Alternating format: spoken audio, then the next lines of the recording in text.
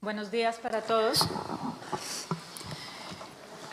Hoy venimos a exigir un reconocimiento real, no simbólico, tan real como las personas que fueron secuestradas, desaparecidas, torturadas y asesinadas por ustedes. Sé que las víctimas del país esperamos la verdad, la justicia y la reparación que tanto han prometido y de la que tanto se habló en ese pacto de La Habana, que si bien es necesario un acuerdo de paz en Colombia, evidentemente ese acuerdo solo fue a conveniencia para en su momento favorecer al gobierno de turno y favorecerlos a ustedes. Como bien lo manifestaron en un momento, en la primera audiencia de reconocimiento, ya pertenecen a la tercera edad. Ya cansados de estar en el monte, escondidos, negociaron una pensión para una vejez tranquila y digna.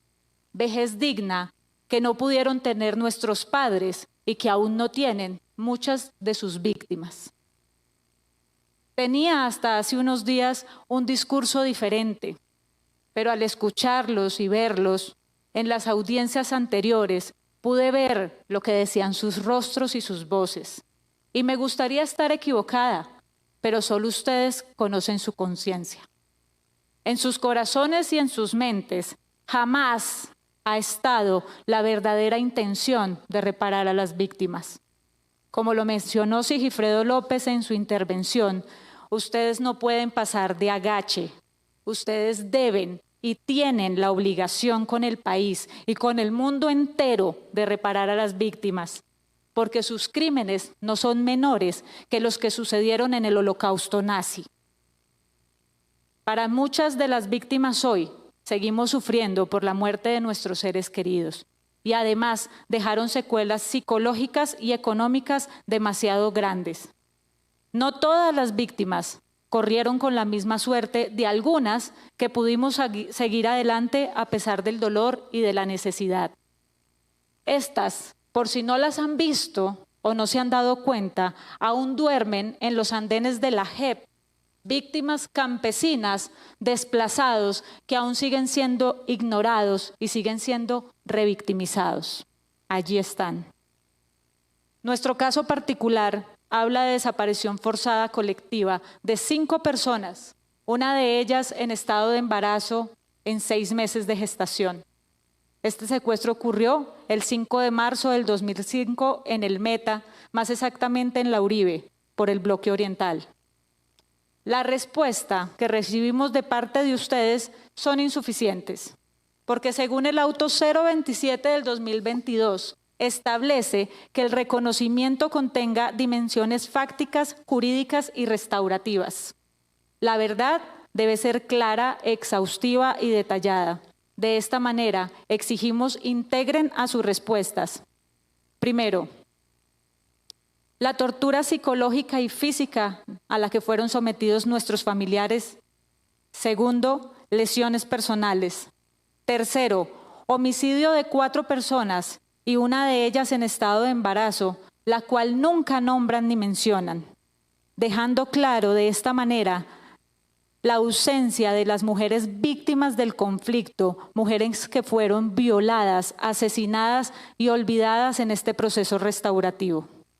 Cuarto, saber cuál fue su metodología de investigación que resultó con el mandato de muerte de los 5 familiares secuestrados, salvándose uno de ellos, quien pudo contar lo ocurrido y que hoy tiene secuelas irreparables a nivel emocional, psicológico y físico. Quinto, ¿cuál fue su intención real con el acto terrorista del carro bomba en el que fue enviado el compañero de nuestros padres, el señor Gustavo Trujillo, utilizado y engañado a llevar unas supuestas pruebas de supervivencia? En sus respuestas de esclarecimiento y verdad encontramos contradicciones. Cito su texto. El motivo de su secuestro no fue realizar un atentado al batallón.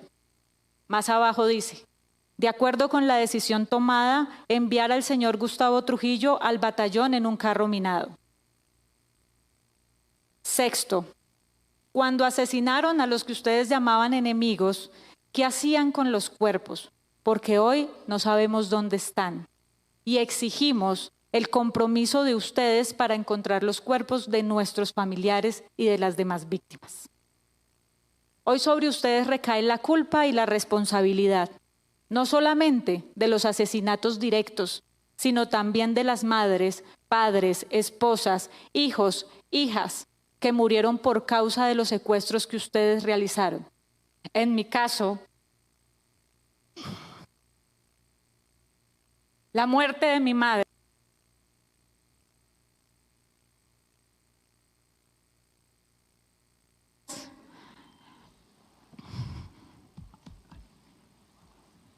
por el secuestro de mi padre.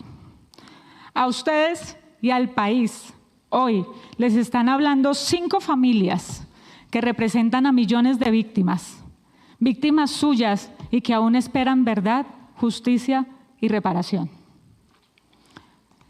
Este compromiso no solo es de su parte, también queremos ver cómo llevará a cabo la JEP su proceso de justicia especial para la paz y qué tan especial será, tanto con las víctimas como con los victimarios. Porque hablar de paz no es solo decir perdón y olvido. La paz se forja en cada individuo y se hace justicia, porque la injusticia no es ni será nunca un buen legado para la sociedad. Y de nada sirve dejar las armas si los hombres detrás de ellas no tienen la intención de dejar una guerra. Hoy estamos haciendo historia, pero dejemos claro en las narrativas modernas la verdad cruda y dura como debe ser y contemos las cosas como son. Sus actos no fueron errores humanos, porque un error se puede corregir. Pero no podemos regresar a la vida a millones de víctimas, a millones de muertos. No existen exvíctimas, exviolaciones, exmuertos, extorturados, ni tampoco podemos devolver el tiempo y cambiar la historia. Esa historia que será su propia cárcel, porque les puedo asegurar que, como lo escribió Eduardo Galeano, no hay historia muda, por mucho que la quemen, que la rompan, por mucho que la mientan, la historia humana se niega a callar.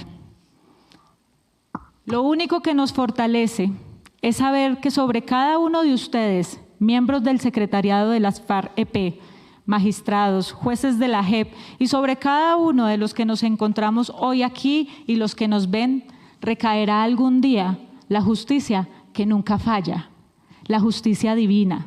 Y es a ella a quien hoy los entrego, pero no en mi nombre, sino en nombre de Dios Todopoderoso, por siempre y para siempre.